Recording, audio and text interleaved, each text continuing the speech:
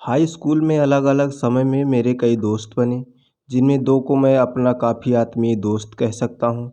इनमें से एक दोस्ती काफ़ी समय तक नहीं रह सकी। यद्यपि मैंने अपने दोस्त को कभी नहीं त्यागा, उसने मुझे छोड़ दिया क्योंकि मेरी दोस्ती किसी और के साथ हो गई थी। इस बार की दोस्ती को मैं अपने जीवन की शोकपूर्ण घटना मानता हूँ। यह काफ़ी समय तक चली। मैंने इसे एक सुधारक की भावना की तरह चलाया। यह साथी वास्तव में मेरे बड़े भाई का मित्र था। वे एक ही कक्षा में थे। मुझे उसकी कमजोरियां पता थी, लेकिन मैं उसे एक विश्वसनीय मित्र समझता था। मेरी माँ, मेरे सबसे बड़े भाई और मेरी पत्नी ने मुझे चेतावनी भी दी कि मैं गलत संगत में हूँ। मैंने अपने घमंड में अपनी पत्नी की चेतावनी पर कोई ध्यान नहीं दिया, लेकिन मैं अपनी माँ और सबसे बड़े भाई की राय के विरुद्ध जाने की हिम्मत नहीं कर सकता था। फिर भी मैंने उनसे यह कहते हुए याचना की कि मैं उनकी कमजोरियाँ जानता हूँ जिन्हें आप मुझे बता रहे हैं, लेकिन उसकी अच्छाइयों को आप नहीं जानते। वह मुझे बहका या गलत रास्ते पर नहीं ले जा सकता, क्योंकि मेरा उसके साथ रहने का मुख्य ध्येय उसे सुधारना है। मुझे पक्का यकीन है कि यदि वह अपने तरीकों को सुधार लेता है तो वह एक अद्भुत मनुष्य बनेगा। मैं आपसे प्रार्थना करता हूँ कि आप मेरी तरह से ज़्यादा चिंतित ना हों। मुझे नहीं लगता कि मेरी इन बातों ने उन्हें संतुष्ट किया। उन्हें इस पर विश्वास नहीं था, लेकिन फिर भी उन्होंने मेरे स्पष्टीकरण को स्वीकार किया और मुझे अपनी इच्छानुसार चलने की अनुमति दी। मैंने बाद में देखा कि मेरा आकलन गलत था। एक सुधारक ऐसे व्यक्ति के साथ ज़्यादा निकटता नहीं रख सकता जिसे वह सुधारना चाहता हो। सच्चा मित्र सच्ची मित्रता एक प्रकार से आत्माओं की एकता और उसका मिलना इस दुनिया में बहुत कम संभव है। केवल एक सी प्रकृति वालों के बीच की मित्रता योग्य और बने रहने वाली होती है। मित्र एक दूसरे पर प्रतिक्रिया देते हैं, इसलिए मित्रता में सुधार की बहुत कम संभावनाएं होती हैं। मेरा यह विचार है कि ऐसे व्यक्ति के साथ सभी प्रकार की विशिष्ट आत्मीयता से परहेज रखना चाहिए, जो गुण की अपेक्षा दोष को जल्दी अपनाने की हमेशा तैयार रहता है और वह जिसकी ईश्वर के साथ मित्रता है। उसे अकेले रहना चाहिए या पूरे संसार को अपना मित्र बनाना चाहिए। मैं गलत भी हो सकता हूँ, लेकिन मेरे घनिष्ठ मित्र बनाने के प्रयास असफल सिद्ध हुए हैं। दोस्तों, मैं हूँ गौरव निषाद और आज हम पढ़ रहे हैं महात्मा गांधी की आत्मकथा। ये तब की बात है जब ये किशोरावस्था के थे। इन्होंने अपने कई दोस्त बनाए, उन दोस्तों के साथ इन्होंने काफ़ी एंजॉय किया। हम आगे पढ़ेंगे कि इन्होंने क्या क्या गलतियां की थी अपने उस समय में, और देखते हैं कि आगे इन्होंने क्या लिखा अपने बारे में। राजकोट में उस समय सुधार की लहर बह रही थी। ये आज़ादी की बात कर रहे हैं अब, कि राजकोट में उस समय सुधार की लहर बह रही थी। जब मैं पहली बार इस दोस्त के संपर्क में आया, उसने मुझे बताया कि हमारे अधिकांश शिक्षक चुपके चुपके मांस और शराब का सेवन करते हैं। इनका कोई दोस्त है जो बता रहा है कि राजकोट में ही जो अधिकांश टीचर हैं वो चुप्पे से मांस और शराब खा पी रहे हैं।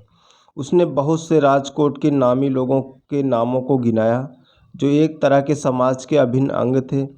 उनमें से मुझे बताया गया कि इसमें कुछ हाई स्कूल के लड़के भी हैं। मैं अचंभित और साथ ही साथ दुखी भी हुआ। मैंने अपने दोस्त से इसका कारण पूछा तो उसने इसका स्पष्टीकरण इस प्रकार दिया: हम कमज़ोर लोग हैं क्योंकि हम मांस नहीं खाते हैं। अंग्रेज हमारे ऊपर राज कर रहे हैं क्योंकि वे मांसाहारी हैं। तुम जानते हो मैं कितना कठोर हूँ और अच्छा धावक भी हूँ। यह इसलिए कि मैं मांसाहारी हूँ। मांसाहारियों को फोड़े या ट्यूमर नहीं होते, और यदि वे कभी होते भी हैं तो जल्दी ठीक भी हो जाते हैं। हमारे अध्यापक और अन्य विशिष्ट जन जो मांस खाते हैं वे मूर्ख नहीं हैं, वे इसके गुणों को जानते हैं। तुम भी इसी तरह करो। कोशिश करने में कोई हानि नहीं है। करो और देखो यह कैसी शक्ति देता है। ये सब मांस खाने के बारे में दी गई दलीलें एक ही बैठक में पुख्ता नहीं होती हैं। वे लंबे और विस्तृत तर्क के द्वारा इसका प्रतिनिधित्व करते हैं, जिससे मेरा दोस्त मुझे समय समय पर प्रभावित करने की कोशिश करता। मेरा बड़ा भाई पहले ही उसकी गिरफ्त में आ चुका था। इसका मतलब वो पहले से मांस या उसका सेवन करने लगे थे उस दोस्त के गिरफ्त में आकर। इसलिए वह मेरे दोस्त के तर्कों का समर्थन करता। मैं निश्चित रूप से अपने भाई और इस दोस्त से कमज़ोर लग रहा था। महात्मा गांधी कमज़ोर थे ही। हाँ, वो शारीरिक रूप से कमज़ोर थे, लेकिन मानसिक रूप से वो बहुत मजबूत थे। वे दोनों बलिष्ठ थे, शारीरिक रूप से मजबूत और अधिक साहसी। इस दोस्त के कारनामों ने मुझ पर जादू कर दिया। वह लंबी दूरियों तक असाधारण रूप से तेज दौड़ सकता था। वह ऊंची और लंबी कूद में माहिर था। वह शारीरिक दंड के किसी भी भार को सहन कर सकता था, जिसका प्रदर्शन वह अक्सर मेरे सामने करता रहता। जब कोई व्यक्ति दूसरों के इस प्रकार के गुणों को देखता है, तब वह हमेशा चकाचौंध रहता है। मैं भी इस दोस्त के कारनामों से चकाचौंध। इसके बाद उसके जैसा बनने की प्रबल इच्छा मुझे जागृत हुई। मैं मुश्किल से कूद और दौड़ सकता था। मैं क्यों नहीं उसकी तरफ भी मजबूत हो सकता। इसके अलावा मैं कायर था। मुझे चोरों, भूतों और नागों से भय लगता था। देखिए, ये बड़ी इम्पॉर्टेंट बात लिखी है गांधी जी ने अपने बारे में। क्या कह रहे हैं कि इसके अलावा मैं कायर था। मुझे चोरों, भूतों और नागों से भय लगता था। मैं रात में दरवाजे से बाहर जाने की हिम्मत नहीं कर सकता था। अंधेरा मेरे लिए भयावह डर था। मेरे लिए रात के अंधेरे में सोना मुश्किल था, क्योंकि तब मैं कल्पना करता था कि एक स्थान से भूत आ रहा है और दूसरी जगह से चोर। देखिए, ये वो वाली बात हो गई नहीं कि रात गली से निकलते समय सीटी बजाते हुए चलो, तीसरे रास्ते से नाग आ रहे हैं। इसलिए मैं रात में कमरे में बगैर रोशनी के सो नहीं सकता था। अपने इस डर को मैं पत्नी से कैसे कहता। वह कोई बच्ची नहीं थी, बल्कि जवानी की दहलीज पर थी और मेरे साथ सो रही थी। देखिए, जब इनकी पत्नी इनके साथ सो रही होती है, फिर भी इनको डर लगता है कि पीछे के दरवाजे से कहीं भूत आ जाएगा, कहीं नाग आ जाएगा, कोई इस तरह का कोई आ जाएगा जिससे इनको नुकसान पहुंचाएगा। ये डरते थे। और हाँ, ये बाल्यावस्था में ही इनकी शादी हो गई थी। तब बाल विवाह का प्रचलन था अपने देश में। हम आगे पढ़ेंगे अगली सीरीज में। फिलहाल अभी देखते हैं। जानता हूँ कि मुझे ज़्यादा साहस उसमें है, मुझसे ज़्यादा साहस मेरी पत्नी में है, ऐसा ये कहना चाहते हैं। मुझे अपने पर बहुत शर्म आती है। उसे नागों और भूतों का कोई डर नहीं है। अंधेरे में भी वह बाहर जा सकती थी। मेरा दोस्त मेरी इन कमजोरियों को जानता था। वह मुझसे कहता कि वह जिंदा सांपों, नागों को अपने हाथ में पकड़ सकता है, चोरों को भगा सकता है और भूतों पर विश्वास नहीं करता। देखिए, यहाँ पर एक बात मैं आपको अपनी तरफ से ज़रूर कहना चाहूँगा कि ये भूत प्रेत कोई यहाँ पर धरती पर कभी पैदा ही नहीं हुए। ये एक धार्मिक विचार है, लोगों को भड़काया गया है। लोग आज भी भूतों प्रेतों में विश्वास करते हैं और आए दिन इस तरह के क्राइम कर जाते हैं, खुद को चोट पहुँचा जाते हैं। तो इन सब चीज़ों से दूर ही रहना चाहिए।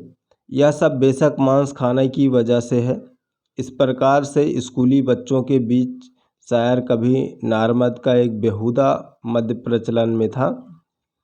कोई शायर थे, शायर कभी नारमद का एक बेहुदा का पद्य प्रचलन में था कि ताकतवर अंग्रेज़ों को देखो, वे छोटे भारतीयों पर शासन करता है, क्योंकि मांसाहारी होने की वजह से वह 5 हाथ लंबा था। इन सब का मुझ पर प्रभाव पड़ा। मैं हार गया था। यह मुझ पर असर करने लगा कि मांस खाना अच्छा था। इससे मैं मजबूत और साहसी बनूंगा, और यदि पूरा देश मांस खाए तो अंग्रेज़ों को दबाया जा सकता है। बहुत सही है। क्या सोच थी उस समय आपकी। हालांकि बाद में आपने जो अंग्रेज़ों के लिए किया वो तो इतिहास के सुनहरे पन्नों में दर्ज भी है। मैं आपको दिल से बहुत प्रेम करता हूँ भले ही आप नहीं सुन रहे होंगे मुझे। इस प्रयोग की शुरुआत के लिए एक दिन निश्चित किया गया कि यह गोपनीय ढंग से किया गया। गांधी बैसड़ों थे, वे नियमित रूप से हवेली जाते थे। देखिए, हिंदू, जैन, सिख, हमारे देश में कई तरह के धर्म हैं, आज भी प्रचलित हैं, लेकिन बैसड़ों धर्म जो है ये इस बैसड़ धर्म के लोग ये मानते हैं कि दूध भी नहीं पीना चाहिए, क्योंकि दूध जो है वो बछड़े का हिस्सा है, तो दूध नहीं पीना चाहिए। ऐसा ऐसा शायद मैंने कहीं पढ़ा था, मैं आपको कंफर्म नहीं बता पाऊँगा, लेकिन शायद ऐसा ही है, मैंने कहीं पढ़ा था। इस प्रयोग की शुरुआत के लिए एक दिन निश्चय किया गया कि यह गोपनीय ढंग से किया गया। गांधी बैसड़ों थे, वे नियमित रूप से हवेली जाते। परिवार का अपना मंदिर था। जैनवाद गुजरात में मजबूत है और इसका प्रभाव सभी अवसरों पर हर जगह दिखता है। गुजरात में जैनियों और वैष्णवों में मांस भक्षण के प्रति जिस प्रकार का विरोध और घृणा थी, वैसे ही भारत में या बाहर कहीं और नहीं देखी जा सकती। यह ऐसी परंपरा थी जिसमें मैं जन्मा और पला और मैं पूरी तरह से अपने माता पिता के प्रति समर्पित था। मैं जानता था कि जिस क्षण उन्हें मेरे मांस खाने का पता चलेगा तो वे इस सदमे से मर भी सकते हैं। इसके अलावा सत्य के प्रति मेरे प्यार ने मुझे अतिरिक्त सतर्क बना दिया। मैं यह नहीं कह सकता कि तब मैं यह नहीं समझता था कि मांस खाने की शुरुआत करना अपने माता पिता को धोखा देना था, लेकिन मेरा दिमाग सुधार की ओर मुड़ चुका था। प्रश्न अपनी जिह्वा को खुश करने का नहीं था। मुझे पता नहीं था कि यह विशेष रूप से स्वाद के लिए जाना जाता है। मैं शक्तिशाली और निडर बनना चाहता हूँ। मेरी इच्छा थी कि मेरे देश के लोग मजबूत और साहसी बने, ताकि हम अंग्रेज़ों को हरा और भारत को आज़ाद कर सकें। मैंने स्वराज शब्द को अभी तक नहीं सुना था, लेकिन मैं आज़ादी का मतलब जानता था। सुधार के उन्माद ने मुझे अंधा बना दिया था। मैंने खुद को इस बात के लिए राजी किया कि इसे गोपनीय रखने का अर्थ माता पिता से इस कृत्य को छुपाना या सच्चाई से हटना नहीं था।